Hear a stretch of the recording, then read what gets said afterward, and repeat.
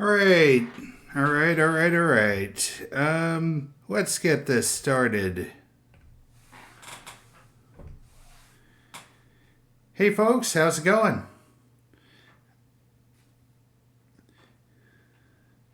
We're gonna, like I said, today we're gonna be hunting for Easter eggs and hopefully have a little fun along the way.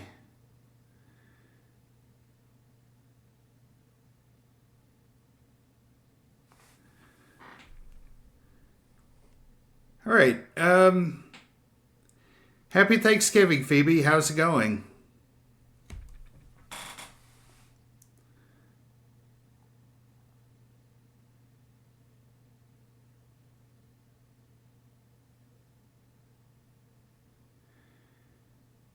I'm glad to hear that.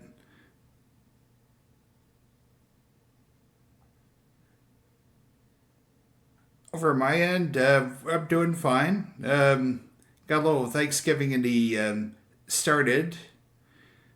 Probably gonna be a little bit before I get done with it, but it it should be able to be. It should be cooking and everything just fine though.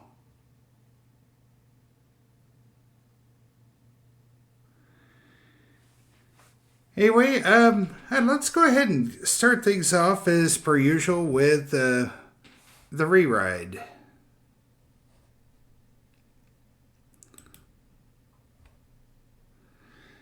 Okay. Um, Still, hold on. Bam. There you go. That should probably fix that. Okay.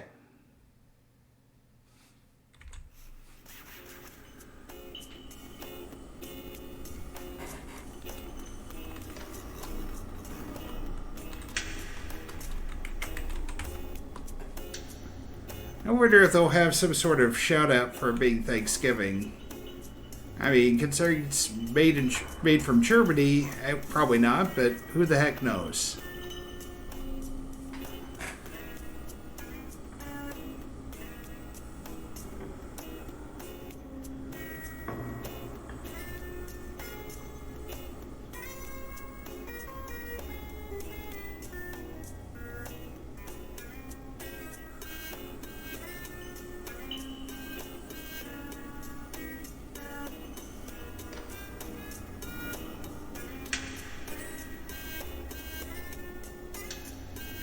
Hmm.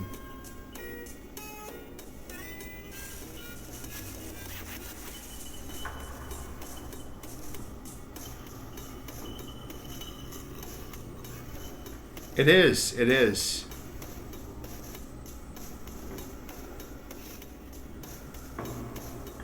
Yeah, it's kind of why I'm going there because it.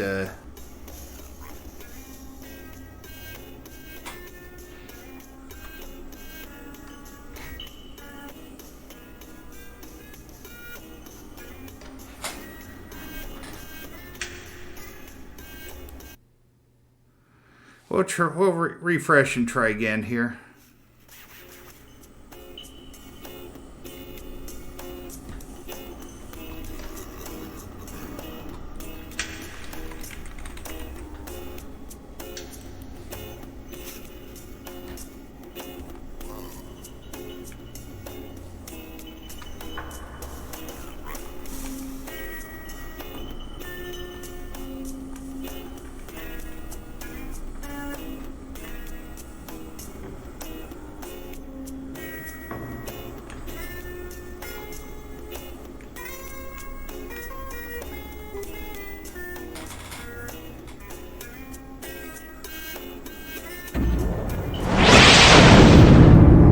Alright, it looks like it's going off this time.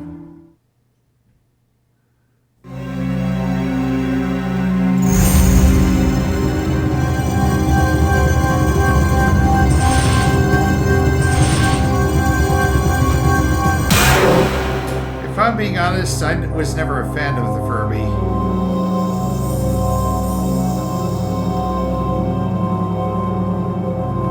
Yeah.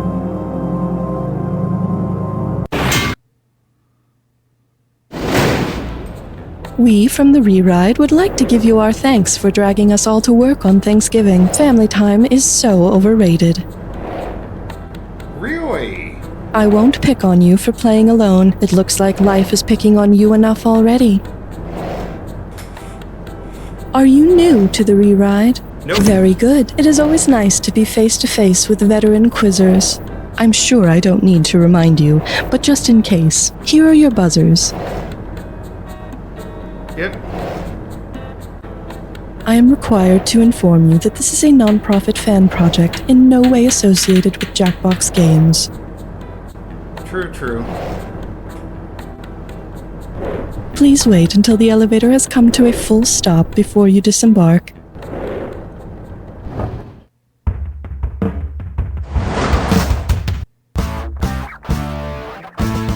It's time for the show where hot culture and pop culture collide. This episode of The Reride is sponsored by Jinko Jeans Planters. Give your pants the room they need to grow, because your garden should be as stylish as your wardrobe. And now, please welcome a man who's played these games before you were conceived, Sam Feely. How's it going? You know, my parents didn't have a strong enough computer for the Ride when it first came out either, but that was less because of money and more because my parents are pre-boomer geezers who still think I'm Harry Damn Houdini when I open a PDF for them. Only 90s kids will remember these questions. Let's ride! Okay. Buzz in for the box space. Will our mystery guest enter and sign in, please? Watching Pokemon evolve in real time. Not many fads of the 1990s endure to this day, but Pokemon is certainly one of them. And one of the big reasons for that is how the game mechanics have gotten so much better over the years.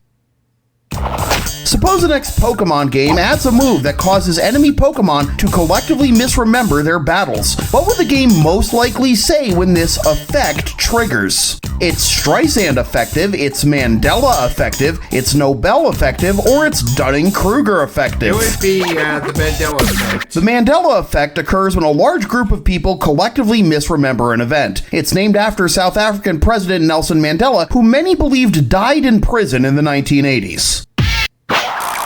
But can you blame them? There's over 1,000 Pokemon now. How do you expect us to remember them all, let alone catch them all? Talk to me, kiddo. Give me a... Gotcha. Okay, coming up. Microsoft Windows 95, New York Jet Zero. Here's the pitch. Which of these apps would most likely come bundled with Microsoft Overton Windows 95?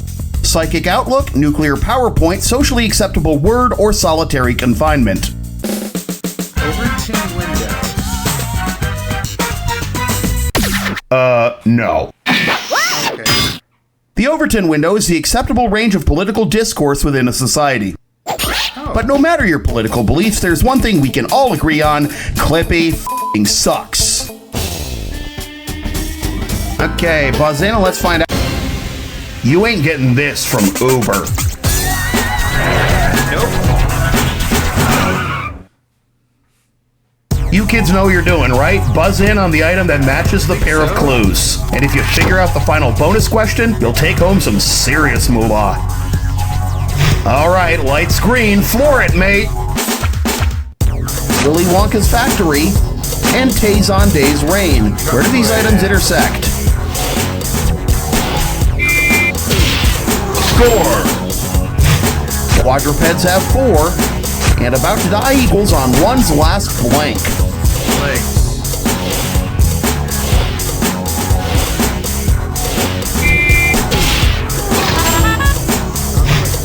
DC superhero and discontinued animation and game medium.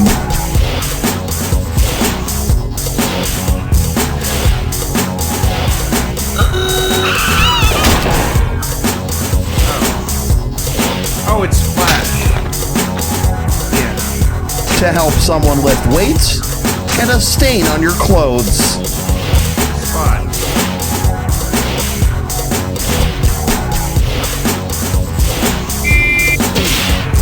Chocolate leg spot. Disneyland's mountain, and video game loading screen. score. Form of marijuana edible and props for good deeds equals blank points. Brownie.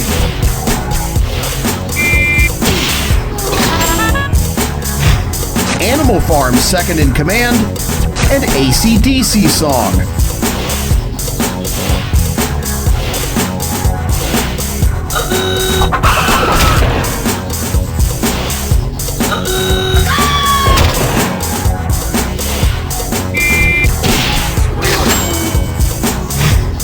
And now we head into the bonus lane. What do all of the correct answers have in common? Chocolate legs. Are they all ska punk bands, failed .com startups, first gen Tamagotchi colors, fashion trends that didn't age well, My Little Pony characters?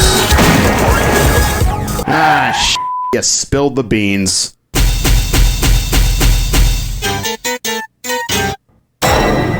Beanie Babies. So what do Beanie Babies, NFTs, and your performance all have in common? Zero value in the year 2024.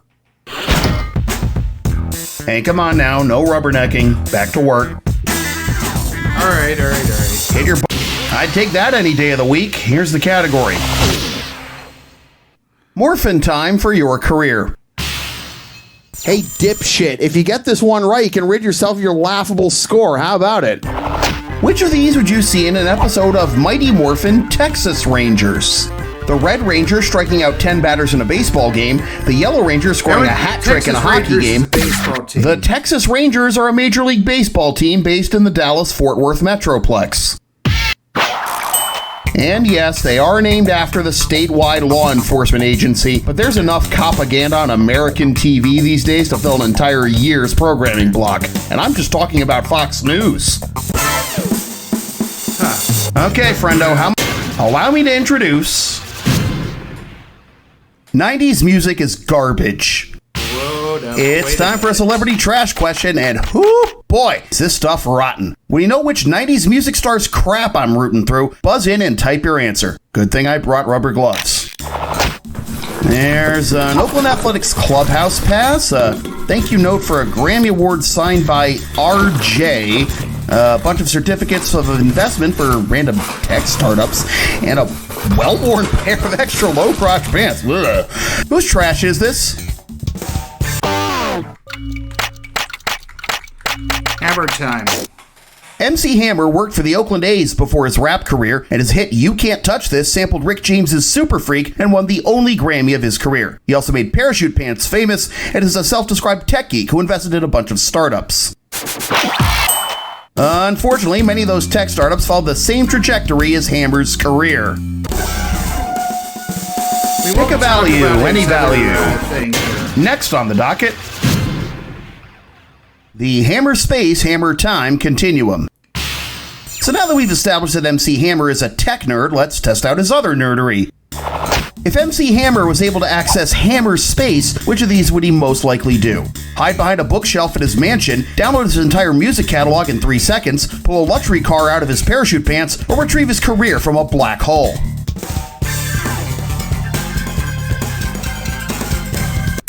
Yeah, I'm sure one of the many failed tech startups he backed promised that too. I can't even do that on my home computer today. Oh, that sounds Hammer like, Space is the instantly accessible pocket dimension from which cartoon and game characters can pull huge objects out of seemingly nowhere. Sam? The one thing MC Hammer can't pull out of Hammer Space, though, continued relevance. Okay, how much money? Good shoot. All right, here's what we're doing. Easy.com, easy.go. Remember the .com bubble back when the internet was, good? Which of these would we not be able to see during a potential repeat of the .com bubble because it's not a real top-level domain you can purchase today? The .bible bubble, the .who's who bubble, the .plumbing bubble, or the .human bubble? I think plumbing, maybe? GG. Way to embarrass yourself. .bible, .who's who, and .plumbing are all real top-level domains. .human isn't, and why would it be? 90% of internet content is just robots soapboxing each other anyways. Something, big bucks. Hey, don't sweat it. This or that time. It's time for the one, the only Dis or Dat. And this Dis or Dat goes by the name of Everything Including the Kitchen Sink. I'm going to list off 7 common items, and for each one, I want you to tell me if it's been used as a musical instrument by Stomp or Blue Man Group. You cash in for each one you get right, and you'll lose money for each wrong answer and any ones you don't get to. I don't know. You've got 30 seconds until the wire fills up to get all 7. Ready? Hope so, because we're starting. PVC pipes, are they used by Stomp or Blue Man Group? Newspapers. 8 drums. Oil drums. Trash cans. A treadmill. An actual literal kitchen sink. A performance worthy of a befuddled Blue Man Group stare. Hey, don't let it get to your head. There's more work to be done. Yeah. How much is this one worth to you? That's what we're playing for, and here's what we're playing. You don't know Jack. Or do you? Showtime!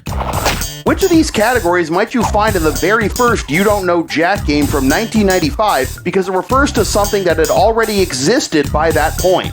Pokemon do. Stop or I'm going NAFTA you. You're making googly eyes at me. Or is it Austin Powers or Austin Powiz?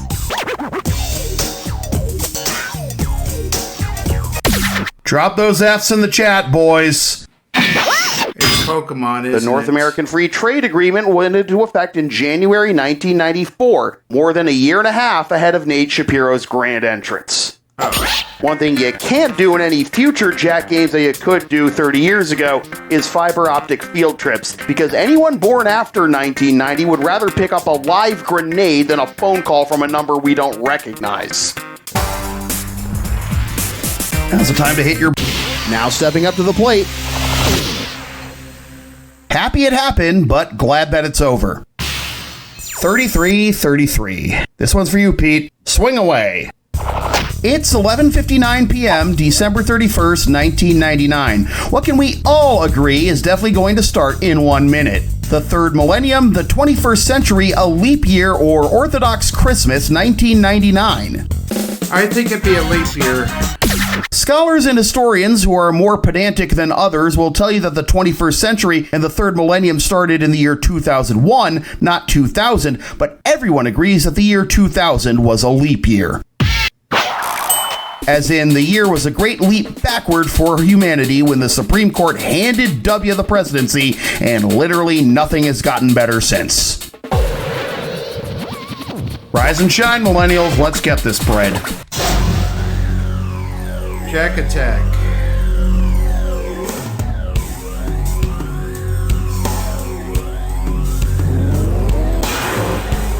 You ready for your clue? As if. Here you go. The crimes of the decade. Let's see if your record will be spotless after this Jack Attack. Good luck.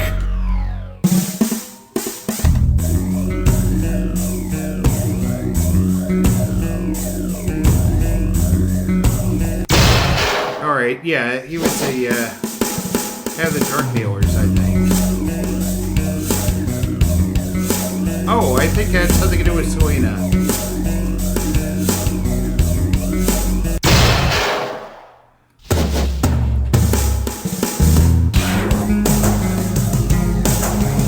Yeah, they hired somebody to beat up Kerrigan. That was her boyfriend, I think. Oh, he killed Versace.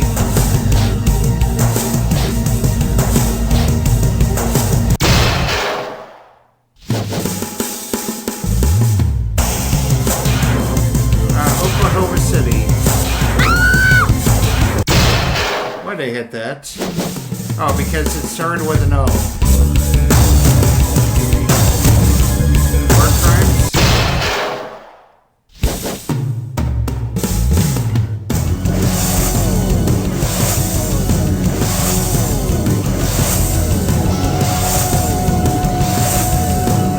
I-95? Yep.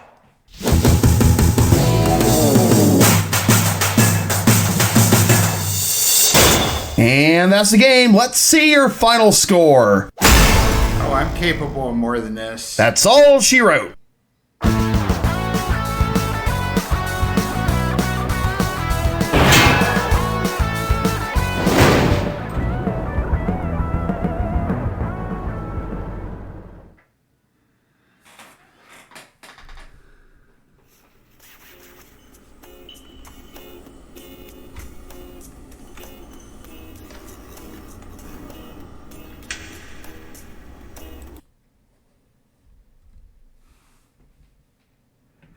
All right, this concludes this episode of You Don't Know Jack the Rewrite. If you like what you saw, be sure to hit that thumbs up button, leave a comment in the section below, and spread that word.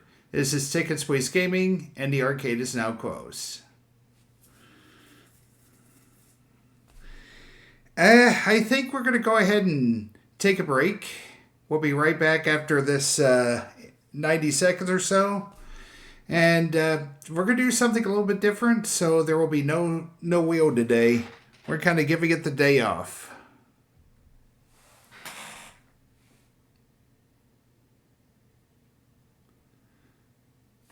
All right, next step should be this thing.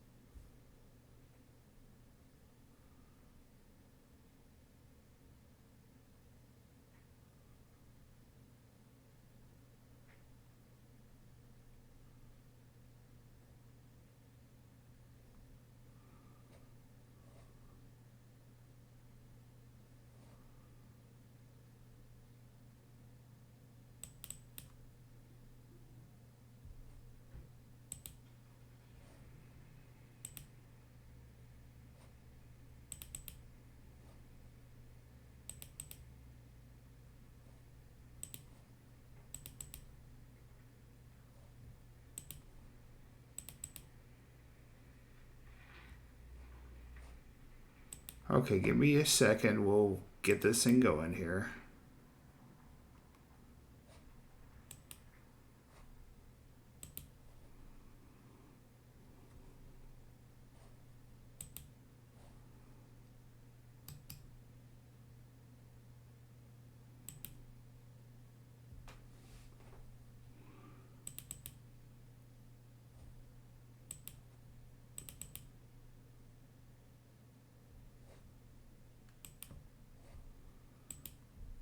Okay, hold on. It's probably something else.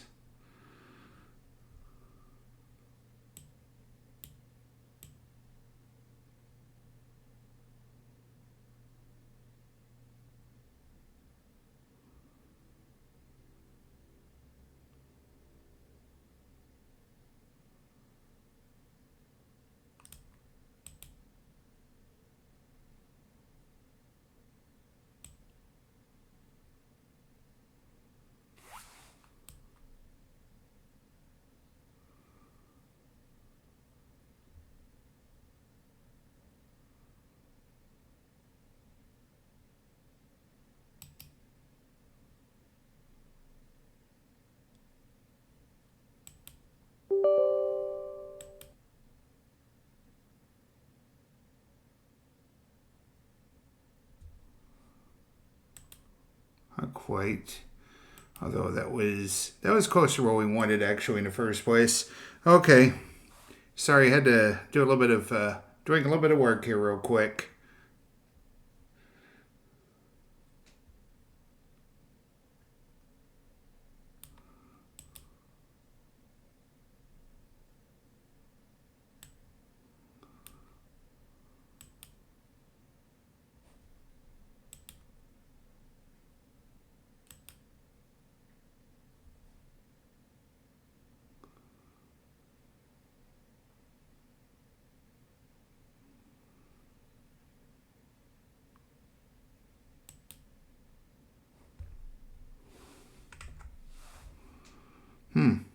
Okay.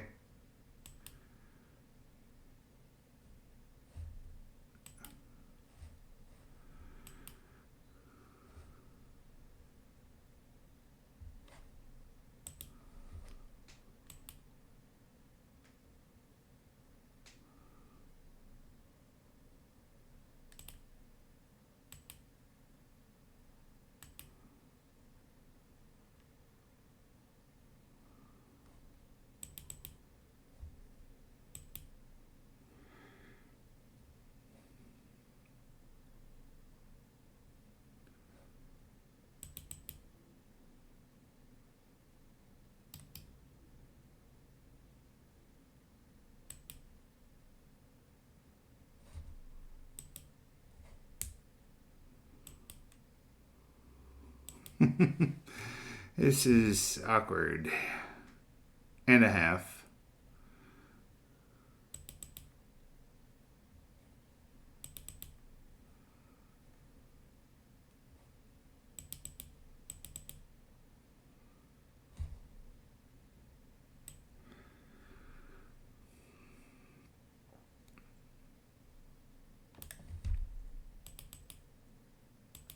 No, we don't want to install it. I just want to play it.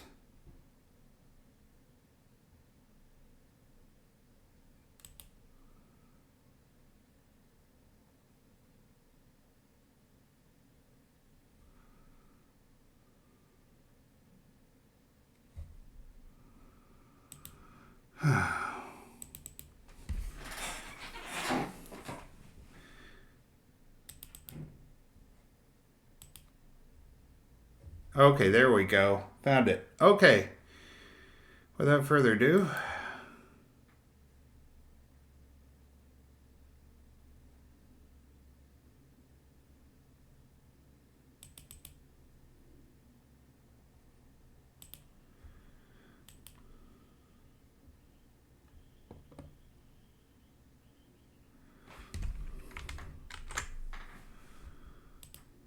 Wait, what are we doing? No.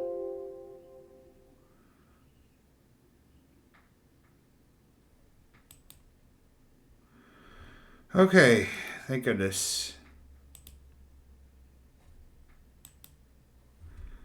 We'll try this again here.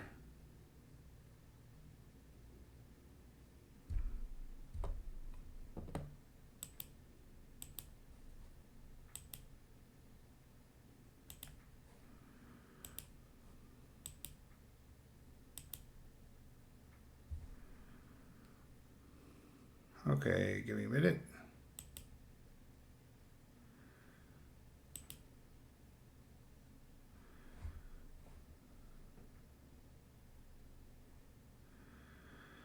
I'm sorry.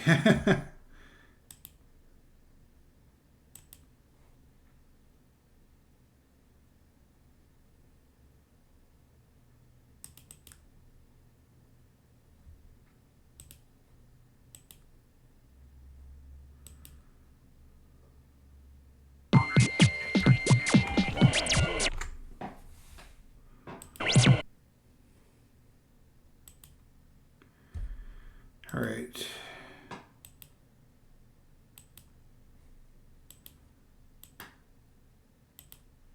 Here we go. Okay. Without further ado, let's get this started. Yeah, having some technical issues. All right, enough with the giving. Aw, poor you. You don't have any friends today. Oh, well. All right, first things first. Pick which episode you want to play. Let's see.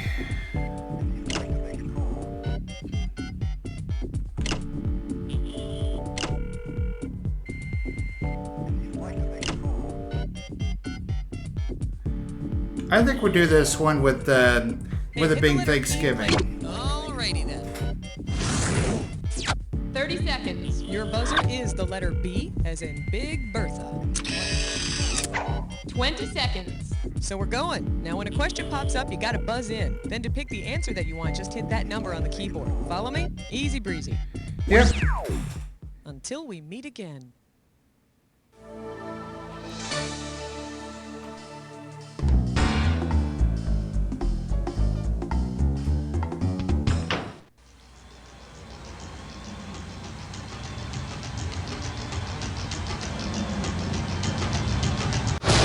Wow. It's time for the show where high culture and pop culture collide.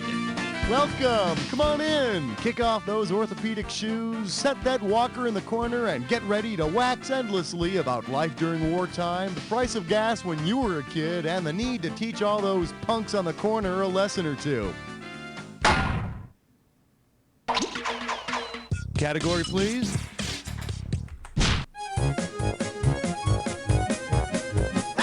Today's specialties include Grandma got run over by a monorail. You give me a right answer, I'll give you $3,000. See if you can wrap your skull around this.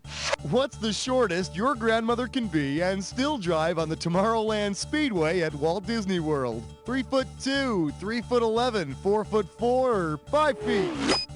I'm gonna guess it's 4'4". If Grandma wants to burn rubber on the Tomorrowland Speedway, she's got to be at least 52 inches tall. Just look for the blue hair peeking over the dashboard.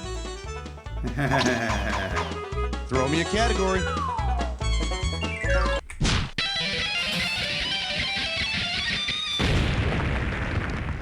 For your enjoyment, you're like totally history. $3,000 for this one. Now here's a good one. Did you hear the History Channel is trying to shake its old frumpy image and go for a hipper teen audience? Yeah, check out this description of their new show. This Jimmy Carter guy, he totally gets this Israeli prime minister and this Egyptian president guy together, and they really hate each other, but then they become total buds. Okay, what show is that hip teen describing? Yalta's Creek, Moscow Place, Buenos Aires 90210, or the real world Camp David? That'd be the real world Camp David. In 1978, President Carter totally got Israel and Egypt to sign the Camp David Accord. Oh man, it was awesome. The treaty almost didn't get signed because Menachem Begin made fun of Sadat's 8-track collection, and then Sadat went for a long walk and they played some crappy Jewel song in the background. Then they were holding hands later on, and I guess it was cool, but I don't know. All right, I need a category.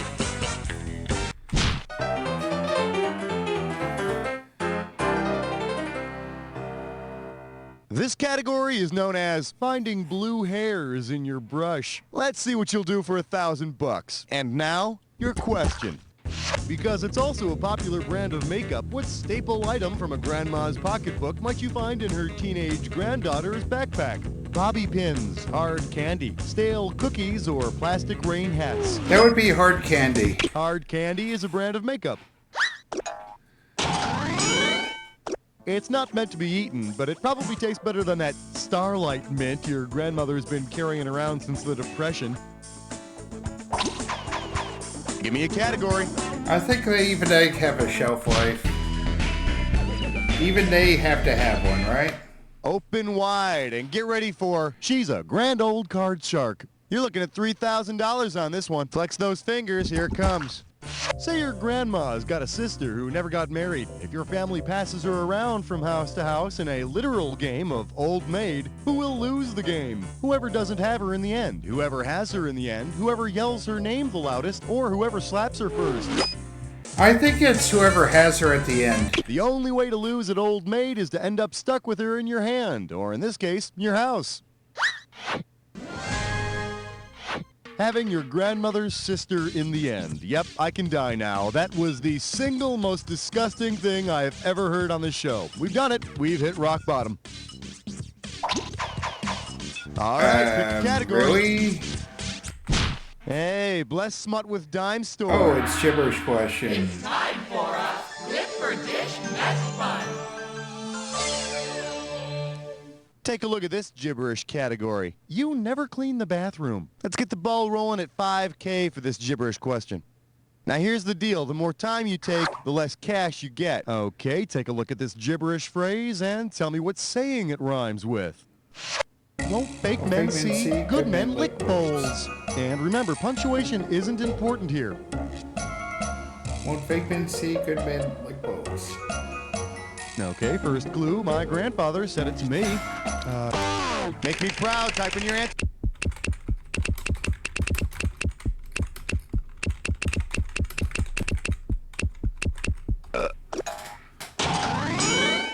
You know, my grandfather gave me a wooden nickel every year on my birthday. Until I had him put away. Who's laughing now, Grandpa? Wow. Time to pick a category.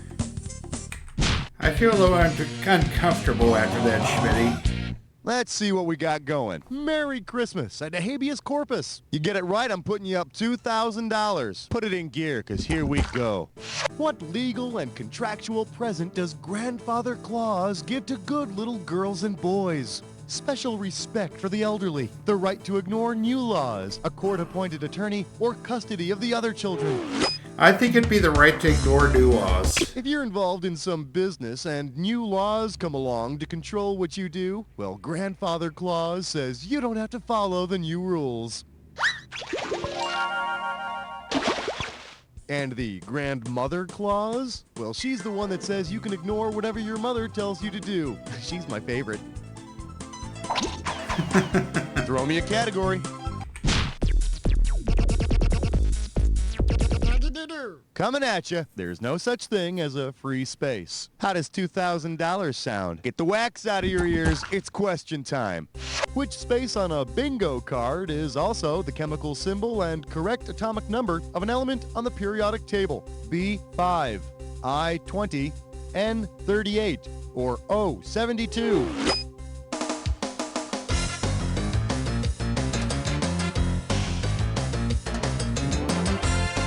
I think it's one. Bingo! B5 is the correct chemical symbol and atomic number of boron. In this version of bingo, if you get 5 chemicals in a row, you get to see an old person explode. Bingo! Bingo! That might be one way to make that game more All right, I interesting. need a category.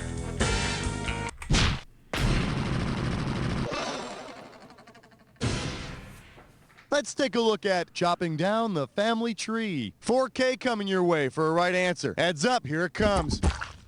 Say your grandfather's seed consisted of angiosperm. When you draw your family tree, which should the family members look like? Flowers, apes, pine cones, or tadpoles?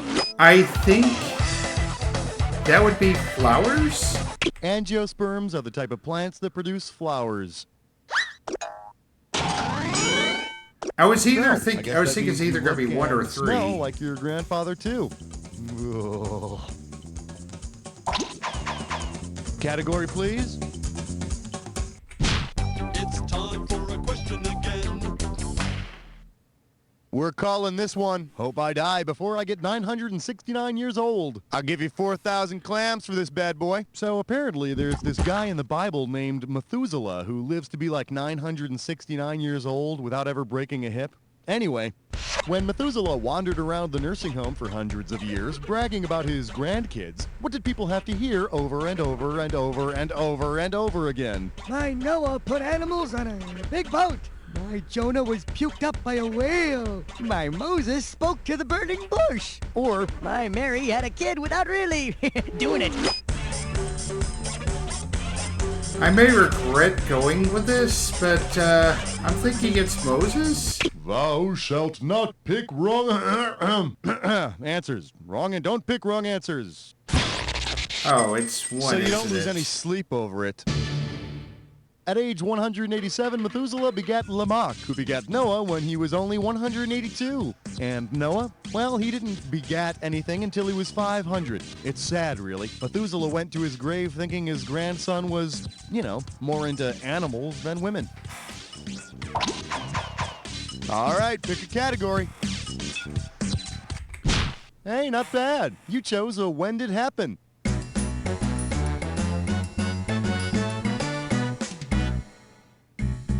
right, I'm gonna show you an event like this. Man first walks on the moon. Then I'm gonna list off 7 other events like this one. All you gotta do for each one is tell me whether it happened before or after man first walked on the moon, or if it never happened at all. Buzz in when the correct answer is lit, you'll get $1,000. But be careful, if you buzz in when the incorrect answer is lit, you lose $1,000 each time you're wrong. Hope you got all that. Let's do it. The category for this when did happen is the old woman who lived in a shoe condo. So everybody knows the Little Red Riding Hood story, right? Sure, she had a grandmother. Which reminds me of this little precious moment. The wolf eats Red Riding Hood's grandmother. Boy, that's a tough break. Okay, does this happen before the wolf gobbles up Granny, after the wolf chews her up, or does it never happen at all? I think it was after.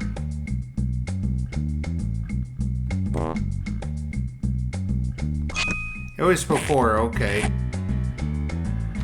That was after. It never happened.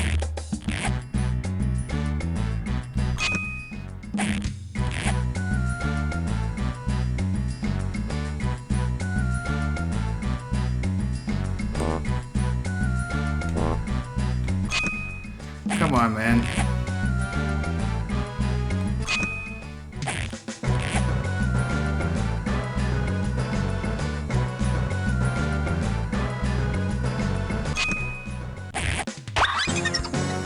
That's it. Let's see what we've done. A little bit messy, but not awful. Let's see how this treats your overall score. Okay, let's get on with the rest of the show, shall we? Give me a category. Well, Thanksgiving, this feels very appropriate. Here we have to boldly nap where no man has napped before. 4,000 big ones for a right answer here. Hey, remember when John Glenn went back into outer space at the ripe old age of 77? Well then, let's have some fun.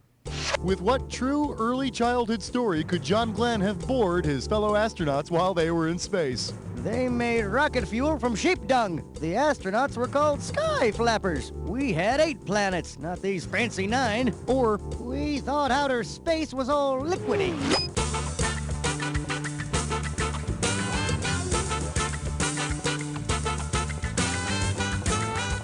It's either 1 or 4, I think. Let me show you what I would have picked. By the time our 9th planet, Pluto, was discovered, John Glenn was 9 years old. NASA was able to track the elderly John Glenn spacecraft by keeping an eye out for a slow-moving shuttle with its left turn signal on. I mean, of course, now it's like we're back to Time to pick 8 a category. again.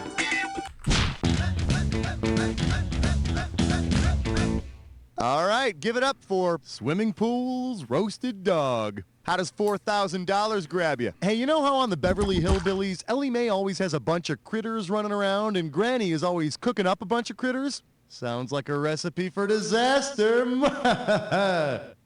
Say Granny accidentally cooks up one of Ellie Mae's critters for supper. If Granny makes a goulash, what will Ellie Mae and the rest of the family be eating? Squirrel stew, chicken casserole, skunk souffle, or hare hash? Goulash. I think that is a stew. Goulash is a Hungarian stew made with vegetables and various meats. It also makes for a very interesting 4th verse to the Ballad of Jed Clampett. We don't want to talk about that 4th verse, All right, though, I need a okay? category.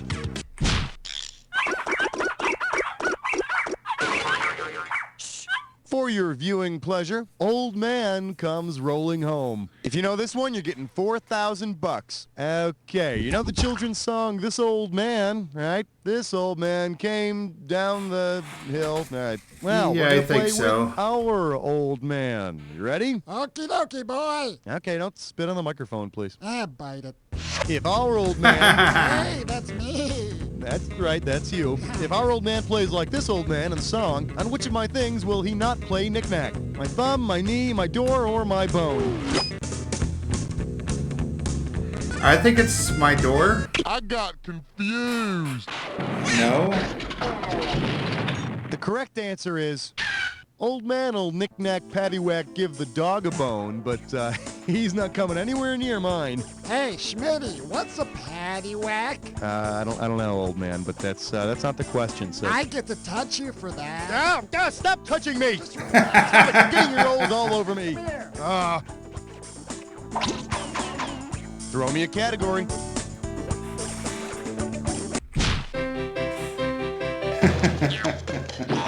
Well, what do we have here? Old people stink. You get a right answer, you're walking away with $4,000. Put your head between your knees, because we're going down.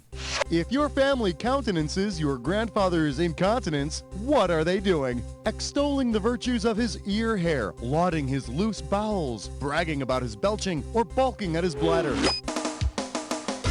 I think it would be his, Well, I guess this answer depends on your interpretation. oh. I could have given you It some was cash two if you picked then. this one. To countenance is to show support, so apparently your family is A-okay with Grandpa's lack of control, which is fine, so long as, you know, your second cousin from Kansas City doesn't think it's A-okay to follow Grandpa's lead.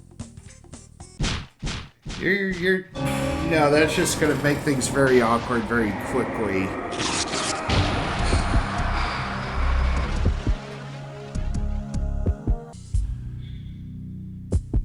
Welcome to the Jack Attack. When you see two words, always in a hurry. I think I got bet it. You're a joy to hang out with. Here's your clue. Watch your mouth, Hey, Smitty. Doc, I'll tell you where it hurts. I should have married a doctor. Have fun. Tooth.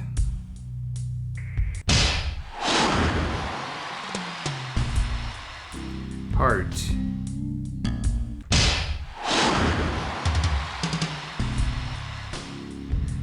Endocrinologist.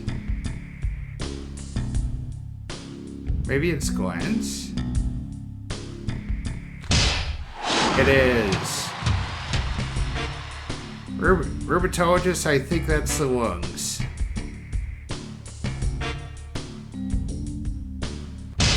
No, it's joints, my bad.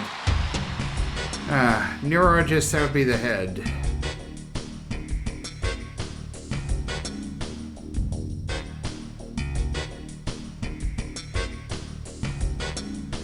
Podiatrist is the feet.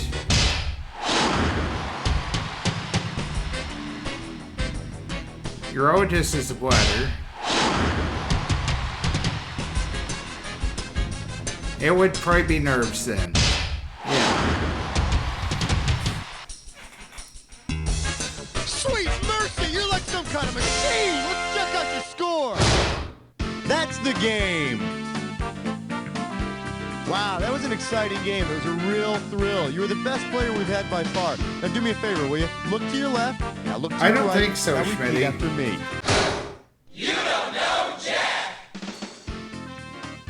Hi there. I'm Sully from the American Council on Urine. Okay, so you're on the high scoreboard of a You Don't Know Jack game. Well, to know this much about trivia makes you someone others can look at and, well, pity, I guess. If you want to keep the world of responsibility at bay just a little longer, we can play another game. Just let me know what you want to do. I think we're going to call it here. All right. This... Give me a second. Why are you being stubborn? This concludes this episode of You Don't Know Jack, the louder, faster, funnier. If you like what you see here, be sure to leave a comment in the section below, give a thumbs up, and we'll spread the word. We'll see you next time here on Tickets Please Gaming, as the arcade is now closed.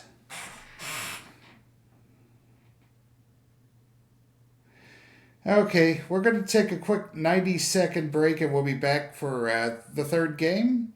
Spoiler, it's going to probably be TV.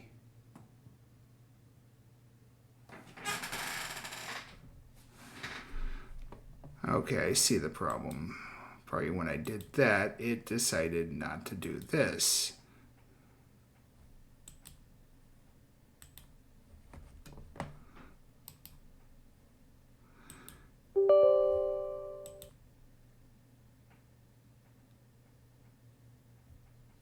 Thank you, Windows.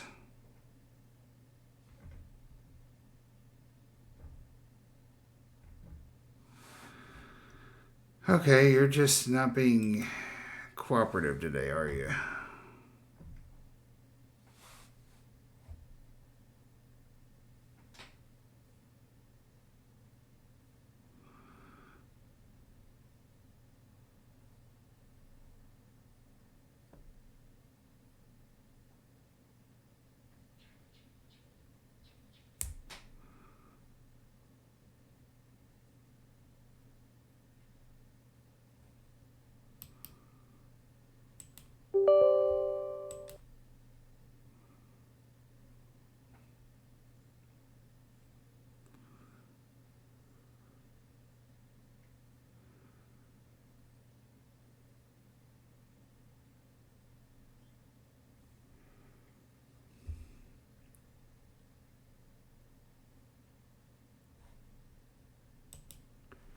Okay. All right, I think we're back now.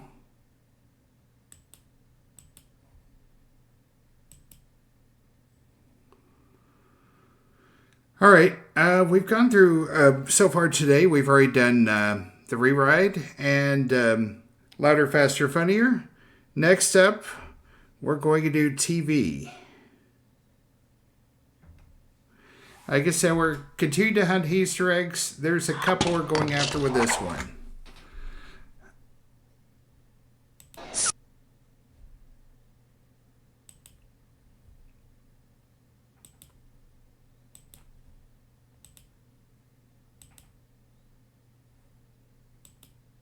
Right.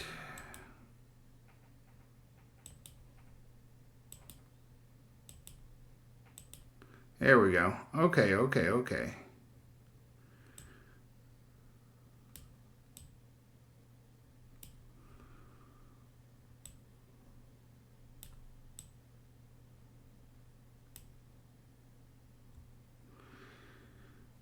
right. 60 seconds. Hey, has anybody seen my herbal ecstasy tablets? Don't bogart those, man. That's all I got. I got a big rave to go to tonight. I used to have a chair. You got a rave to go? And she was ready to be I better be the right answer sometime. And we had a little show. Raoul's the name. Trivia is the bane of my existence. How many people we got playing? Just the one. Gotcha. One player. Go ahead and type in your name. Yeah. Oh, yeah. Hey, I need to know if you want to play a game with 21 questions or a game with 7 questions. Thank you very much. 30 seconds. All right, remember, It your is. buzzer is B, as in brick cheese. All I'm saying, don't be talking trash about Grady. 20 seconds. Grady was righteous. 20 seconds. Man, I can't believe we're at 20 already. Hey, when you know an answer, buzz in. If you don't, don't. I mean, but if you not buzz, wrong. you only got a few seconds to pick one of the choices or you're going to lose cash, all right? 10 seconds. Good luck. 9, 8, 7, Okay, let's get rid of that desktop. 4. Okay, go 3. to black. Civil War Battles of the Network Stars, coming this fall to PBS.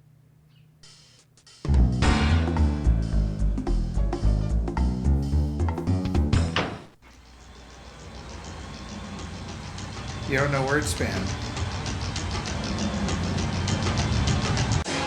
Yeah. It's time for the show where high culture and pop culture collide. Yeah, welcome to You Don't Know Jack TV, my friend. Just me and you tonight? How nice for us. What do you say you squeeze in nice and close? We'll take the phone off the hook. Maybe I'll even rub your feet later. Well, you're playing by yourself this time around, huh? Hey, don't worry about it. I do it all the time. Okay, let's go. Throw me a category. And now climbing up the charts all the way to number 1. Nice try, dude. Shake hands with crappy commercials. You get this one, you pocket $2,000. All right, this might be a tad disgusting, but bear with me. Imagine that you and a friend who just happens to be in the TV biz are watching a toilet paper commercial. The ad shows a man sitting on the toilet. A border then moves across the screen, replacing the shot with another scene of the man smiling after he's finished. What might your friend say? Did you see that flush? Wow, what a nice wipe. How's that for a tight squeeze? Or, that certainly was a great plop. That would be wipe. The technical term for the changing of a screen via the use of a moving border is a wipe. And the first thing they teach you at TV Tech School is to always wipe from front to back to avoid disease. Time to pick a category.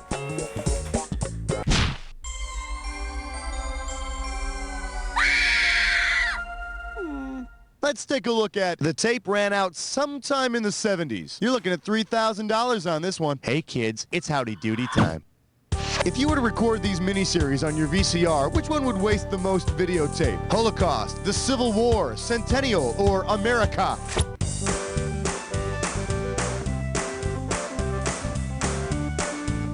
Oh boy. I don't know. Now here's a good answer. All told, Centennial lasts over 24 hours. But as the name suggests, it felt like about 100 years. Give me a category. We're losing him, Doctor. On my count. 1, 2, 3. Never mind.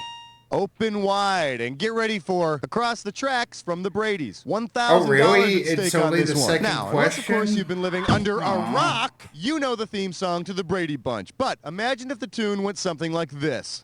Here's the story of a man named Blank who was friends with a junk dealer named Fred. What could you call this sitcom? The Beatty Bunch, the Grady Bunch, the Hades Bunch, or the Shady Bunch? That would be the Grady Bunch. I'm talking about Grady Wilson from Sanford & Son.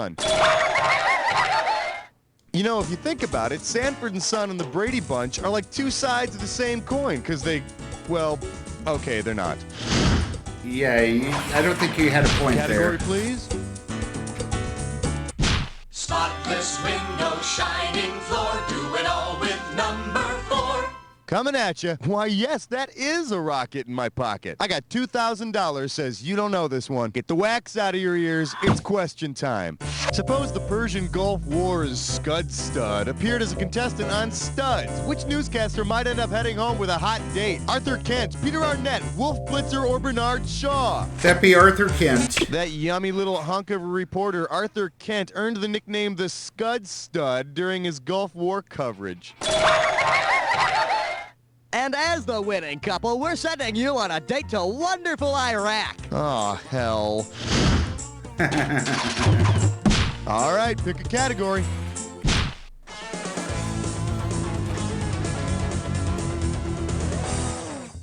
The category is I Want Candy. You get it right, you get $2K. See if you can wrap your skull around this.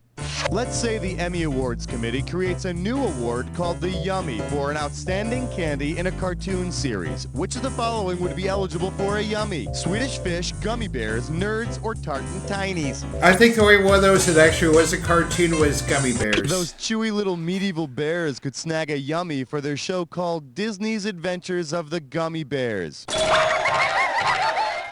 Now, what kind of adventures are we talking about here anyway? Like, one day the Gummy Bears are left in a hot car and they melt? Oh, yeah, baby. That's great TV right there, huh? All right, I need a category. All right, don't freak out at me or nothing, but you're about to jump head first into a diss or dat. All right, early diss or dat's fine. The category for this diss or dat question is tonight on a very special match game. My friend, I am going to read off 7 titles for you, and for every one of them, I want you to tell me if the show is a game show or a sitcom. All right, not both. If We're it's a selling. game show, press 1. If it's a sitcom, press 2. And slap 4 if you want to skip it. I'll give you $500 for each right answer, and you lose $500 for each one you get wrong or that you don't get to. Okay, can I get 30 seconds on the clock? And we're off. What's my line? Game show? That's a game show. What's happening? Sitcom. What's going on? Skip. Anything for money. That's a game show. Anything for love. That's a sitcom. Babes. Sitcom. Studs. Game show. We're gonna pick up that one you passed on. What's going on? Game show? That's Okay. all 7. Simply put, you rock. Check this out. Well, now you ought to be really proud of yourself. Time to pick a category. Question 7 is dedicated to the men and women of trivia. Well, what do we have here? Anything for a vote. $3,000 for this one. All right, let's imagine that Bill Clinton goes absolutely nuts and decides that everything he needs to know about running the country, he can learn from TV. If President Clinton were to follow the example of the president on the 80s sitcom Hail to the Chief, what would he have to do? Clone himself, get a sex change operation, become black, or become 40 years younger. Hail to the Chief was about the first women's president. On that show, Hail to the Chief, the president is played by Patty Duke. So aside from becoming a transsexual, Bill would also have to become really, really perky. Give me a category. Join us as we explore the fascinating world of 8. For your enjoyment, this is not your father's government job. $2,000 for a correct answer. One question coming right up. If David Duchovny were to model his X-Files character Agent Mulder after the DEA agent he played on another show, what would he do on the job? Bake Cancer Man a cherry pie, borrow an outfit from Scully, use the cell phone in his shoe, or amuse the aliens with a soft shoe routine?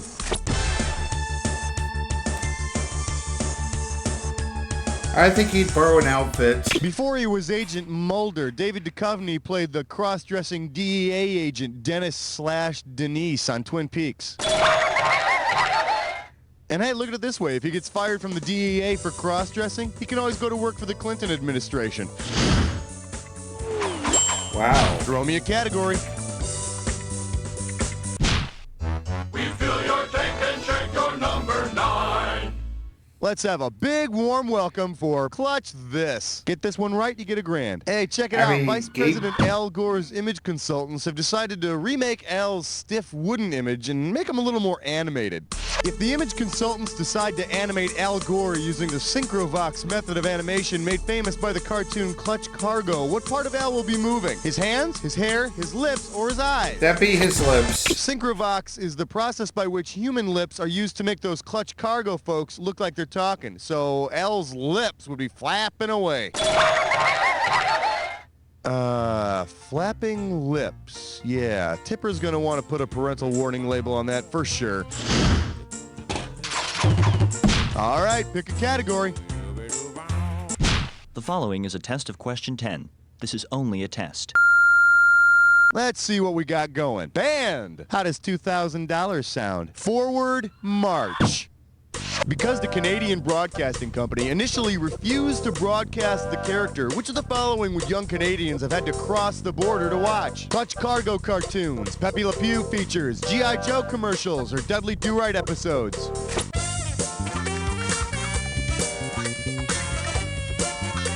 It'd be wacky if it was Dudley Do-Right. Sweet Little Dudley Do-Right was initially banned by the CBC because it made a mockery of the Canadian Mounties.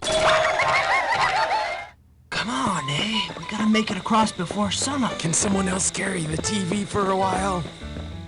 That'll do it for round 1. What do you say we move on to round 2? Now in round 2, every question is worth twice as much, so there's gonna be some big cash moving around. Let's get to it. Category, please. 11, come on, girl. Good question.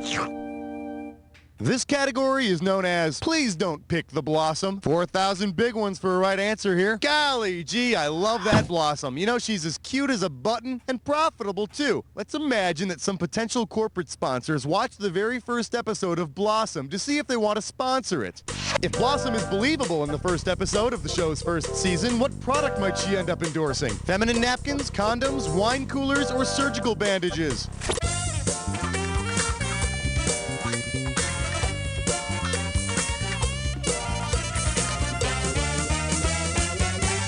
I don't know. Does this ring a bell? Well, this is sweet. In the first episode of the first season of Blossom, Blossom gets her first period. Yeah, you can't really say you've had a true coming-of-age experience until it's been commercially exploited. Huh. All right, I need a category.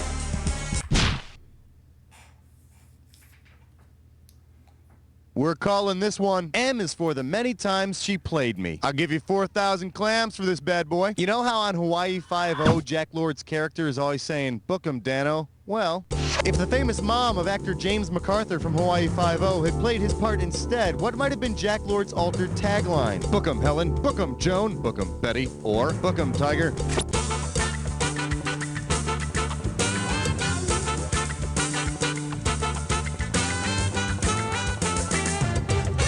I don't think it's Joan Let me show you what I would have picked.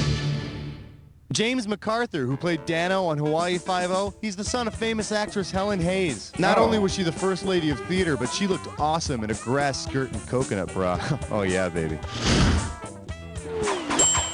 Throw me a category. Flash, we interrupt this game to bring you a special question. This one's called $6 million plus foreign grosses. 4K coming your way for a right answer. Hope you're hungry. It's question time. Say the actress playing Steve Austin and Jamie Summers' bionic friend in The Bionic Showdown were bionic in an action flick in which she starred. What might we see? Jordan doing 600 push-ups in G.I. Jane. Ripley punching out an alien in Alien. Lorna stopping bullets in Lethal Weapon 3. Or Annie outrunning the bus in Speed. I kind of remember this. That would be Sandra Bullock. The woman who played Kate, the bionic cohort of Steve Austin and Jamie Summers in The Bionic Showdown, was Sandra Bullock, who played Annie in Speed and Speed 2. Yeah, we don't talk about So when Speed Dennis 2. Hopper puts the bomb on Sandra Bullock, does that mean she'd have to keep running faster than 55 miles per hour? Hey, look, a quarter. Time to pick a category. Yeah, chest strut fits dime horn. Gibberish question. Take a look at this gibberish category. Big fat lies. The opening value of this gibberish question is going to be 10K. Now check this out. As the time disappears, so does the money. So the sooner you buzz in, the better. All right, then, get ready and tell me, what phrase does this rhyme with? Nate Trump? Then who took some? And don't let that punctuation fool you. Nate Trump? Then who took First clue, it's an advertising slogan. This one goes out to all you Larry Tates out there. It's a slogan about a hot dog. It's all yours. Type in the answer in the...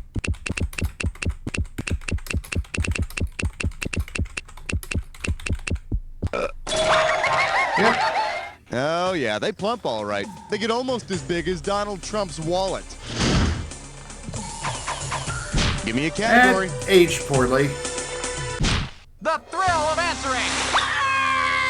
The agony of 15. For your viewing pleasure, desperately seeking losers. We're talking 6K here, so pay attention.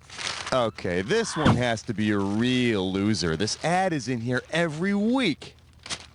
Here you go. Take a look at this. Got a problem? Odds against you? Call 212-555-4200. Who placed this ad? The Equalizer, the Mod Squad, the A-Team, or the Untouchables? I remember watching this a decent amount back in the day. The Equalizer is the guy who puts the ad in the paper so we can meet new oppressed people each week. Because it's so difficult to meet a damsel in distress these days. Of course, they recently All right, I need a rebooted it with category. Queen Latifah a couple years ago. Still going, I think. The category? Hey, macaroni. How does $4,000 grab you? Hey, the rumor mill has it that the artist formerly known as Prince has decided to change his name once again.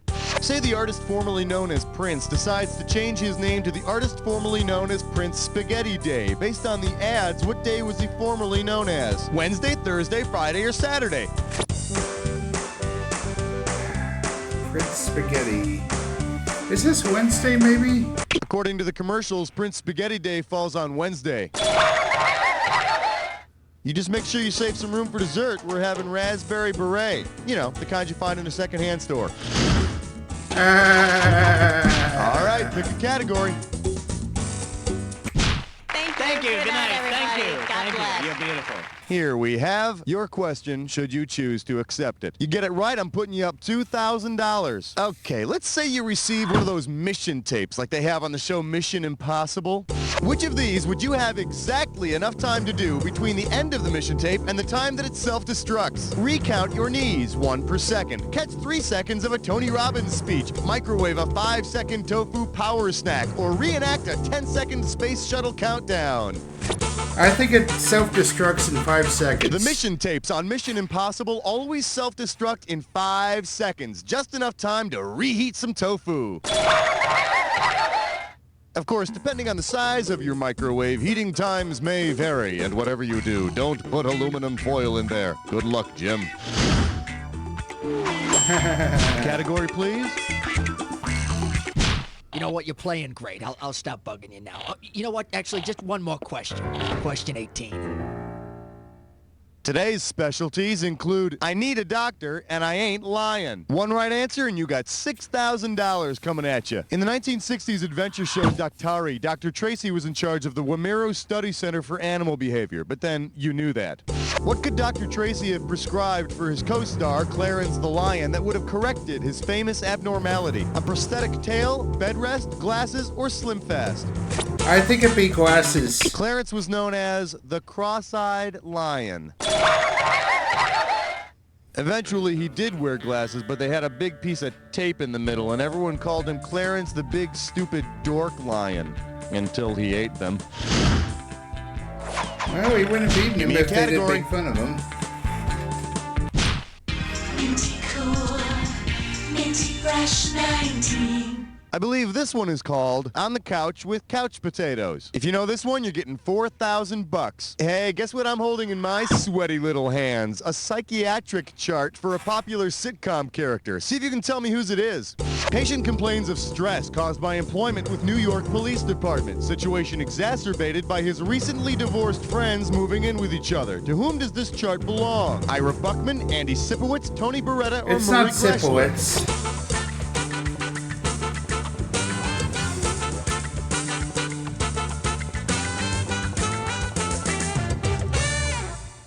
For the curious, here's the right answer. On The Odd Couple, divorced roommates Felix and Oscar are good friends with their poker buddy, Murray the cop. Okay, now let's pretend Murray moves in as well, and they call the show The Odd Threesome.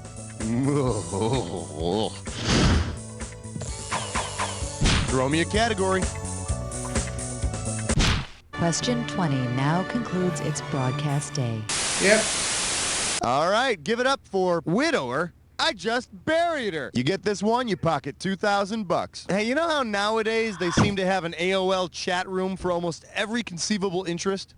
If you enter a chat room for single TV fathers whose spouses are deceased, which of the following member addresses will not be found in the room? Tom Corbett at CourtShabavetti'sfather.com, Bill Davis at FamilyAffair.com, Steve Douglas at MyThreeSons.com, or Andy Taylor at TheAndyGriffithShow.com.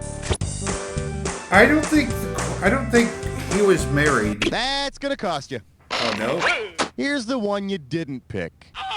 On the show Family Affair, Bill Davis is known as Uncle Bill. He's a bachelor who inherits Buffy, Jody, and Sissy. I think you can also reach Uncle Bill at www.mylifehasbeenruined.com. Yeah. Time to pick a category.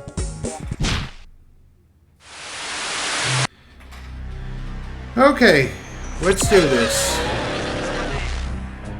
You're about to embark upon the attack. Hit your buzzer when you see two words that match. $2,000 if you're right, 2,000 off if you're wrong. It's not so hard. Just remember this. Remember the clue. It's got to be a match that fits this clue. A show within a show. Now let's see what kind of show you put on. Good luck.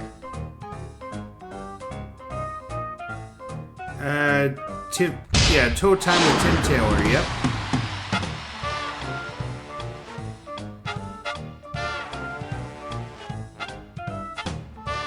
Alan Brady Show? Here we go. FYI.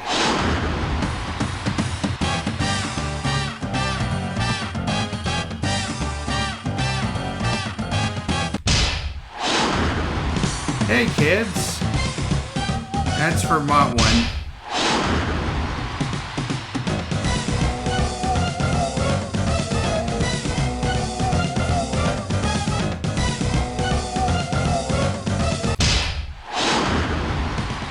And I'm not really sure where that show came from.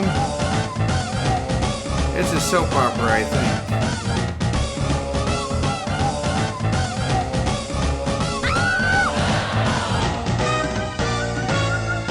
Oh well. Yeah, you're some kind of small wonder, my friend. Let's look at your final score. That's the game. I'll take it. Wow, that was an exciting game. It was a real thrill. You were the best player we've had by far. Now do me a favor, will you? Look to your left. Now look to your right. Now repeat after me. We've gone through this before. Great show, everyone. Think I'm gonna We have fall some for it lovely parting the gifts second for you. time? Hey, Raul, are we doing this again or what? Hey there, player. Congratulations on making the high scoreboard. Some people like to call it the high scoreboard. I prefer to call the scoreboard, which is high. It's all semantics. If you'd like to play again, let me know. Hey, up there! Hey, can you... All right, this concludes this episode of You Don't Know Jack TV. If you like what you see here, be sure to hit that thumbs up button, leave a comment in the section below, and spread the word. This is Sick and Squeeze Gaming, and the arcade is now closed.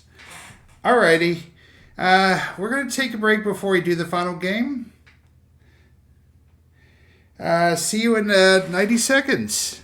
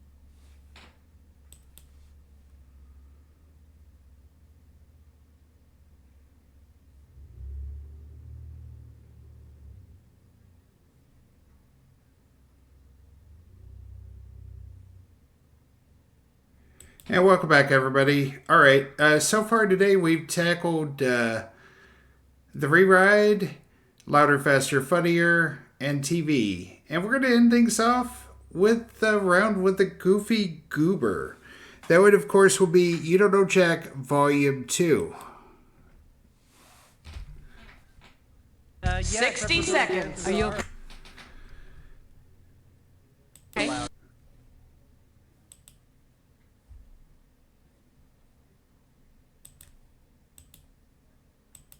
There we go.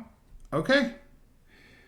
I don't know. I've got everything I need here, I think. Yeah. Dance before the show today. Okay. Yeah, I am selling. Hey, what's up? Why don't you tell me how many people are playing the game here? We're playing solo. All right, then. Let's have a name. Yes, we are. 120,000 miles on it. Well, yeah, but I mean, Yugos take it really well. Okay, okay, that's what I needed to know. 30 seconds. Your buzzer is the letter B, as in more bang for your buck.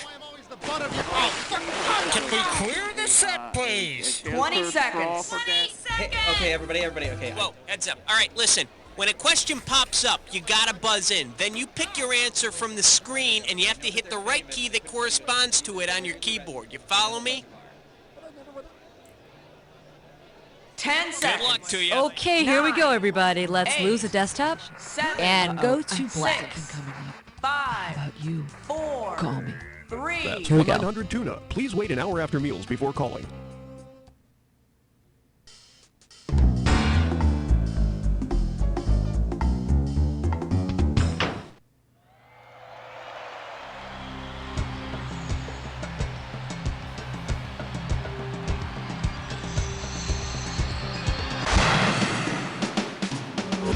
Someone I hear is nice. It's time for the show where high culture and pop culture collide. Alright, welcome to You Don't Know Jack. Hi Game there. of Solitaire, I got you. Hey, I'm here alone too, so let's get it on. Come on, we need a category. Let's have some fun. Here comes question 1. Okay, coming up, this category is that a candy cane or are you just happy to see me? Get it right, get $2,000. Okay, I want you to look closely at this picture and tell me which of the following would be the best name for this holiday scene? Santa Claus Trainer, North Pole Ball, Jolly Old Elevator, or Yuletide Triathlete? It looks like a North Pole vault. Santa is pole vaulting at the North Pole. And Mrs. Claus says Santa always puts his pole right in the old vault box. Alright, go ahead and pick one. Here comes question 2. It'll make you feel Wow. brand new.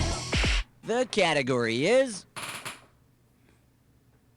Siskel, Ebert, and Thumb Dexterity. Get this right, get $2,000. Film critics Siskel and Ebert seem to always disagree. When one gives a thumbs up, the other gives a thumbs down. While they frequently have oppositional thumbs, Siskel and Ebert always have opposable thumbs. If they wanted to show off this physical trait, what could they do to replace the thumbs up sign? Give a film the OK sign, flip a film off with the middle finger, insert a thumb up their noses, or scratch their heads.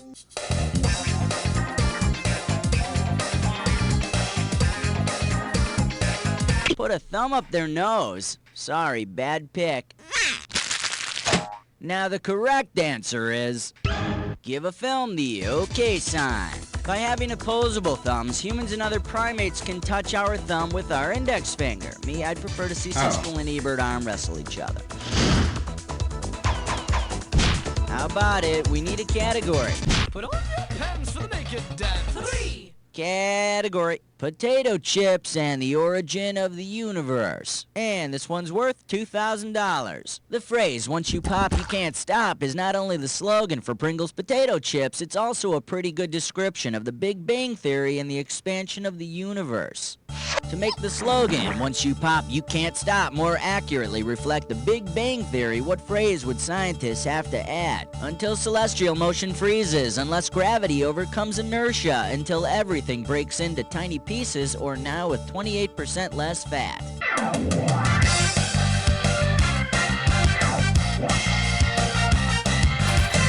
I think it's 2. Eventually, gravity forces may overcome the forces of inertia from the Big Bang.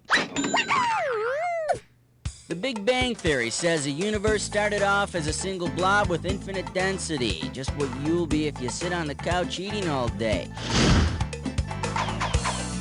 Take your pick. What do you say? Shake it up the floor. Shake it up the floor.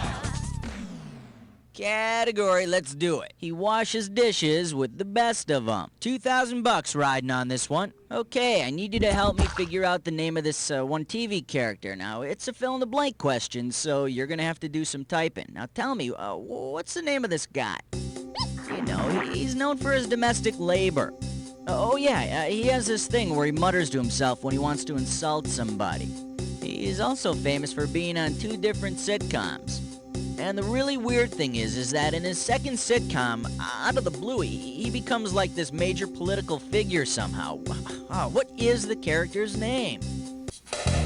Okay, I think I got this. Okay, go. Perhaps the only housekeeper to rise to the ranks of Lieutenant Governor, Benson Dubois. If you ask me, I think he should run for U.S. Congress. I mean, hell, if Sonny Bono can do it, Benson's a shoo-in.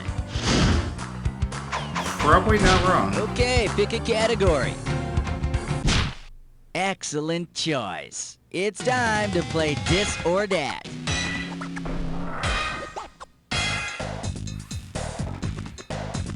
Here's a category for this Dis Early or Dis or Dat. Dat. Is there a Dr. No in the house? Alright, this is cool. I'm gonna read off 7 items, and for each one, I want you to tell me if it's a James Bond film or a medical ailment. After I say each one, if Okay. you think it's a Bond film, press 1. If it's a medical ailment, press 2. And if you want to skip, press 4. You get 5 large for each right answer. But I'll take I hope 500 you're away wrong for on each that, one you but get wrong or that you it don't would get have to be soon. And let's put 30 seconds on the clock. Let's dance. Cauliflower ear, Bond film. That's an ailment. Golden eye, That's a film. Thunderball, Film. pink eye, Ailment. Goldfinger, Film. Octopussy. Film. Last one, black lung. That's an ailment. That's all she wrote. What can I say? I got nothing to criticize here. 7 out of 7. Just another day at the office. All right, let's move on. Yep. Come on, we need a category. Oh, this is really big. This thing is huge. This category is, hey, speak up. All right, this one's not too tough. We're talking $1,000 for it. Get your fingers ready. Here's one coming at you. The cat's got your tongue. No, he's really got your tongue. Which part can he scratch up with his claws without doing damage to your taste buds? The top, the underside, the sides, or none? Taste buds are all over your tongue. I think it's the underside. You don't have taste buds on the underside of your tongue. And just how did your cat get your tongue in the first place? This is why you should let him bathe himself. But why, though? How about it? We need a category. The category is pencil pushing post impressionists. $2,000 for right answer. Hang on tight, cause here we go. Say Vincent van Gogh finds a styptic pencil in his art supplies. If he uses it for the purpose it was intended, what would he use it to do? Plant a garden of sunflowers, write an invisible suicide note, count the stars in his starry night, or try to stop the bleeding of his sliced off ear. I think it's to stop bleeding. Styptic pencils are used to constrict blood vessels and help stop the bleeding from small cuts. They tried to tell Van Gogh to use one on his ear, but he wouldn't listen. All right, go ahead and pick one. All right, then we're definitely not getting one now. The category. Put a cork in it. And this one's gonna be worth $1,000. Okay, peel your eyes, free your mind, cause here we go. If author F. Scott Fitzgerald had collaborated with wine growers Ernest and Julio Gallo, what would be the best title for the product of their union? Days of Wine and Rosés, The Great Gatsby, The Napa Valley of the Dolls, or To Kill a Bottle of Mockingbird? He did The Great Gatsby. Fitzgerald wrote The Great Gatsby. That's what I heard through the grapevine anyway. Come on, we need a category. You deserve that one. It's party time. Here comes number 9. All right, next up. Waiter, there's a free trade agreement in my soup. 2 G's for a right answer. Okay, when you know the answer, hit your buzzer and start typing. Imagine you're traveling through Mexico and you stop at a local restaurante for some homemade tomato sopa. When the waiter arrives with your tomato soup, he spills it in your lap. Fortunately, the soup is served cold. What's the name of the soup you've been served? Go crazy. Type in your answer and hit Gazpacho is a Mexican cold tomatoey soup. Thank you. Estoy diciéndote cómo decir club soda en español. Take your pick. What do you say? Hey, Master Blaster! Won't you find an answer? It's 10! And we call this one Nothing to Do with Mr. Peanut. And this one's worth $2,000. Okay, take a shot at this. Say Goober and Gomer Pyle have an uncle who suffers from the medical condition known as Graves' disease. What might be the best name for him? Gouda Pyle, Goiter Pyle, Gonorrhea Pyle, or Gooma Pyle? I don't know. I think maybe goiter? A common symptom of Graves' disease is toxic goiter. It's caused by a lack of iodine. It's cured by a trip out to the salt lake back behind the filling station. Well, round 1 is done. Let's dive into round 2. Now remember, round 2 means double the value of the questions, which means more cash won or more cash lost. Let's go. Okay, pick a category. This one's gonna be caught in the act. We're talking $6,000 for this one. Imagine that you're the head of a typical American household. All right, work with me here. You discover that your son has been staying up all night spamming. What could you do to put an end to this activity? Sell his porno to the neighbor's kid, stop purchasing potted meat products, get him a tutor, or cancel his internet connection. I think you would cancel his internet connection. Cancel his internet connection. Spamming is what techno geeks call flooding someone else's email with useless garbage, like the kind of stuff you need to know to do well at this game. Wow. How about it? We need a 12. And this questions category is The Bible, a sitcom. Get this right, get $2,000. Okay, let's see if you can solve this puzzle. Star of I Dream of Jeannie plus a famous biblical setting equals Elizabeth Bethlehem Montgomery, Galilee Majors, Barbara Garden of Eden, or Adam and Eva Gabor. Yeah, that would be Barbara Garden of Eden. Barbara Eden meets the Garden of Eden. Frankly, I think Adam would have dumped Eve for Barbara. Alright, go ahead and pick one. Probably would have made it a moot point. And this category is Just Say Yes to Kitchen Safety. We got $4,000 on the table. It's time to fill in the blank. Limber up those fingers. When you know the answer, buzz in and start typing. Lots of fill in the blanks If today. the main body of the state of Michigan were a giant oven mitt, which body of water could most easily extinguish its burning thumb?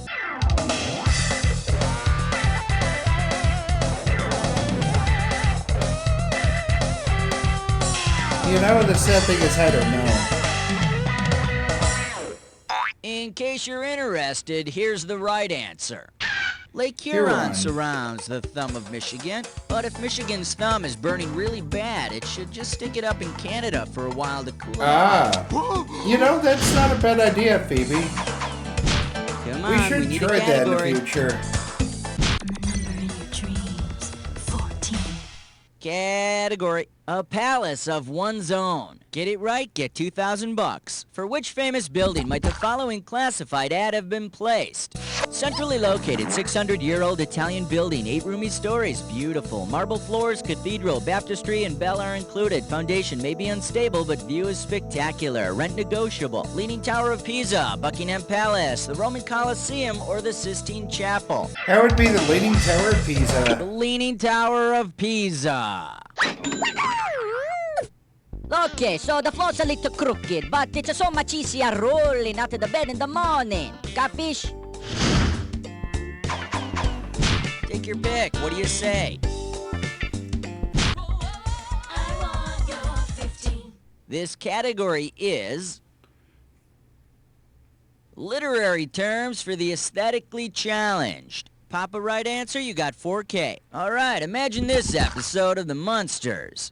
Marilyn flips through a fashion mag and comes to the sudden realization that society would not consider her to be the plain one in the family. What literary term best describes her experience? Irony, an epiphany, foreshadowing, or deconstruction? I think it would be an epiphany. An epiphany is a big slap of reality usually provided by something simple yet striking. Like maybe a brick to the head would have made us all realize as kids how stupid the whole Munsters concept is, huh? Okay, pick a category.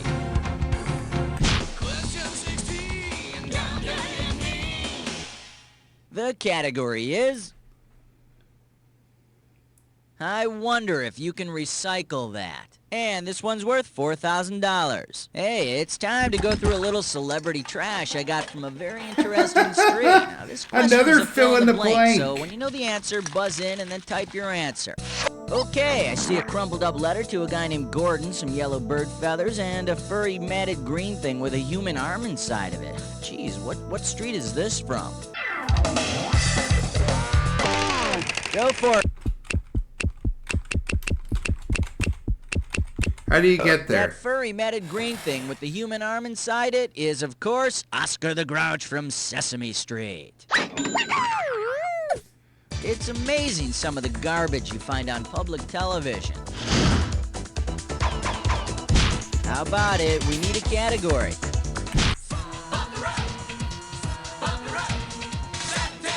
Category, let's do it.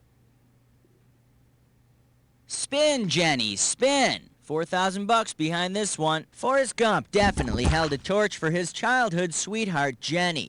If Forrest were in love with a spinning Jenny instead, what would he be wooing? A doll, a car from the 1940s, a cotton machine, or a beetle? I think it would be a cotton machine. The spinning Jenny was a device in the 1700s that helped in the spinning of cotton. Suffice it to say, Forrest will have sex with anything that moves. Come on, we need a category.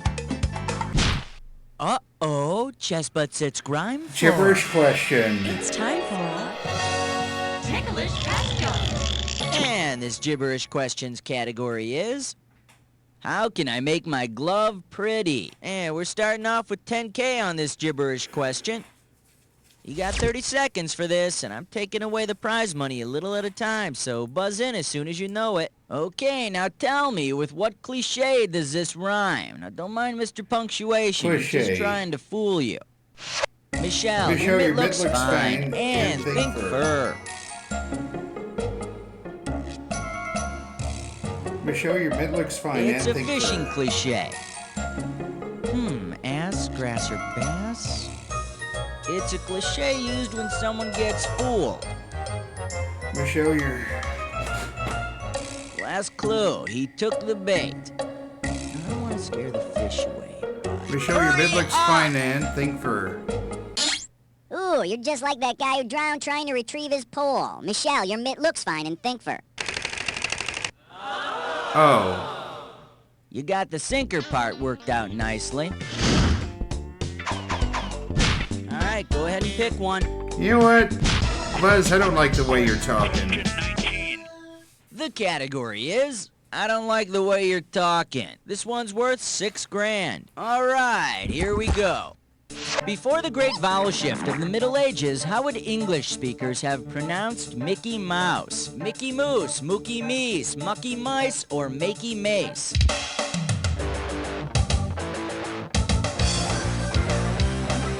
Alright. I think it's 2, but I could be wrong. Let me take a second of my time to show you what's right. The great vowel shift featured the switching around of the pronunciations of long vowels. So does that mean the hats they sold at medieval Disneyland had big antlers on them? Take your pick. What do you say? Superstar. You're special. 20. Okay, coming up, this category is Sit Down, George. You're rocking the boat. We are talking 4 big ones. Okay, get your fingers ready. Let's get busy. George Washington is to the Delaware River as the Beatles is to Abbey Road, Johnny Quest is to the Sargasso Sea, Sir Isaac Newton is to the apple tree, or Lassie is to the tramp. I think it has to do with crossing things. As George Washington was captured on canvas crossing the Delaware, so the Fab Four were captured on film crossing Abbey Road. The lads had nicer weather, though, and no funny hats. Okay, pick a category. I mean, it's Thanksgiving. I mean, sure.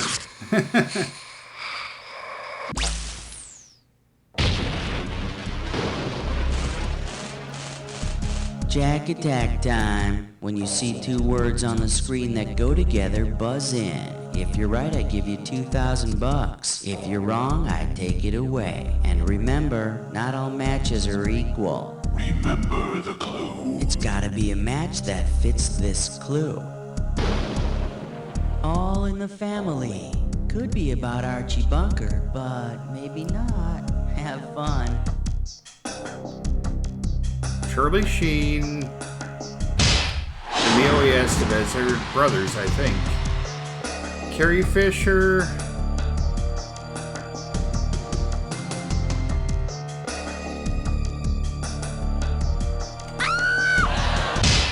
Debbie Reynolds, there you go.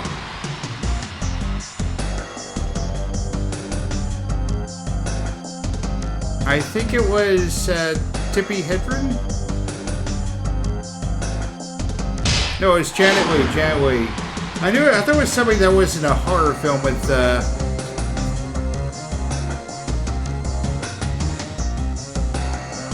Alfred Hitchcock.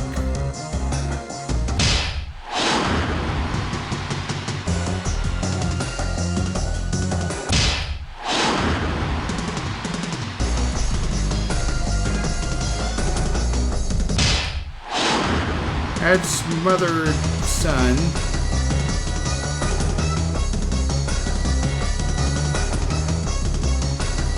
It was baby? It was. Very nicely played! Let's see how you affected your final score! That's the game! Alright. Woo, you wanna lie down? That must have taken something out of you. Well, let me fill back Not up really. your electrolyte count with these words. You don't know Jack! Okay, good job, everybody. Let's roll the commercials. And, Cookie, what's happening with the players? Well, what do you know? You have the high score. I guess that makes you like royalty with the computer geek crowd. Good for you. That's something to be really proud of. Listen, when you want to play again, let me know, Your Majesty. With Miami Beach Mindy, I know that math is hard. But who cares? We'll never Yep, be paying that's for our it. drinks. Miami. Sorry. And that concludes this episode of You Don't Know Jack Volume 2. Thank you for watching. Be sure to like, subscribe, and spread the word. This is Tickets Place Gaming, and the arcade is now closed. And you're right, that is the end of it. It is time to find somebody to raid and get out of here. Let's see if I can find somebody here.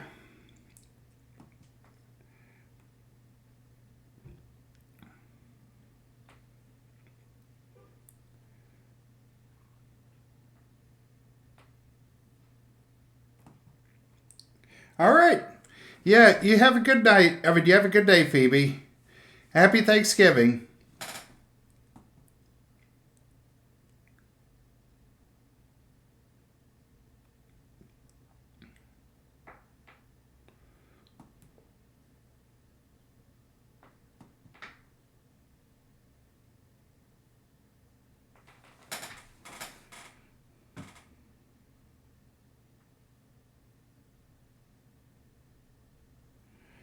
All right, no real big plans. I think we may do another stream Monday. Maybe continue the Corey.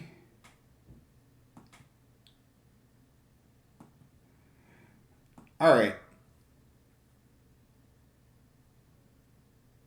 Yep, I think I know who I'm rating now.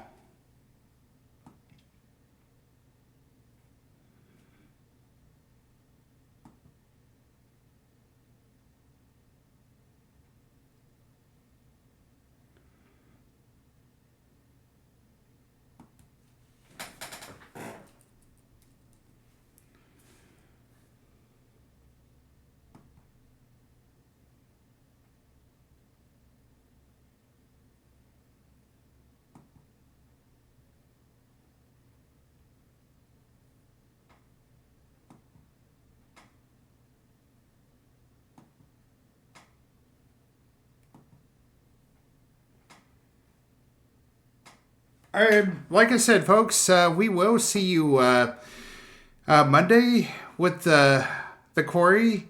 I think we'll be doing another round of Old School Jack at our usual time of Thursday.